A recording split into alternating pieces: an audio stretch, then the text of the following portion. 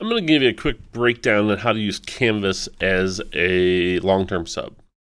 So I can access Canvas one of a couple ways. I could go to Google, log into my school account, and scroll down in the waffle and click on it here. Or if I use our home and staff page, there's a link to it on the front page there as well. Now, once I go into Canvas, I'm going to start off at what's called the dashboard. The dashboard is going to show you what classes that you are enrolled in, either as a student or as a teacher. But because you're a sub, chances are you're in a different classroom every day. So you actually get special access called admin access, so you can see everyone's classes. So on the left-hand sidebar, the second option down with the key here is called admin. If I click on that, you're going to see Homeland Middle School. And when I click on Homeland Middle School, this is going to take you to a search box that allows you to search for every single teacher in the building. Now, it's kind of overwhelming because this is every single course every single teacher has ever had all the way back to 2019, which is over 102 pages of courses.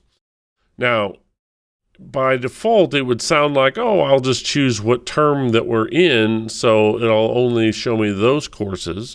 But that's kind of confusing because every term is slightly different. So, for example, some classes are a year-long class. Some classes are semester-long classes. And so if you search for semester, it won't show year-long. If you search for year-long, it won't show semester. So the best thing to do is simply to click over here where it says course, search by teacher, and then go ahead and just type in the teacher's last name. So if I was looking for classes for Ms. Thomas, I type it in, and it's going to show me all the classes. Now, again, if it's a teacher who's been there a while, it's going to show me every single class Mrs. Thomas has ever taught. If I click on the word term up here at the top, it'll put these in alphabetical order or numeric order by those terms, but it puts the oldest ones at the top and the newest ones all the way at the bottom. So if I click that term one more time, twice total, it will then put them in order with the newest on top and the oldest at the bottom. So I can look, this is 22-23 semester 2. This is last semester's version of the class. So if I'm trying to see what Ms. Thomas is doing in her class today, I want to make sure I choose the semester 2 version of the class, and I simply click on the name. When I click on the name, it's going to show me what she has going on in her class today. So this is what students will see. And it's important to note that Canvas works by course, not by hour. So Mrs. Thomas teaches an Algebra 1.1_2 course, which may have multiple hours in it, what they call sections in Canvas. So don't focus so much on, is this third hour or fourth hour? It's which course is it that this is going on right now. So in this course, I can go ahead and I can see every teacher sets things up a little bit different. She's got a weekly agenda, it looks like, set up here that I can click on. And again, some people like to link to things like Google Documents. Some people like to keep everything in Canvas. It's up to each teacher to decide how they're going to do that.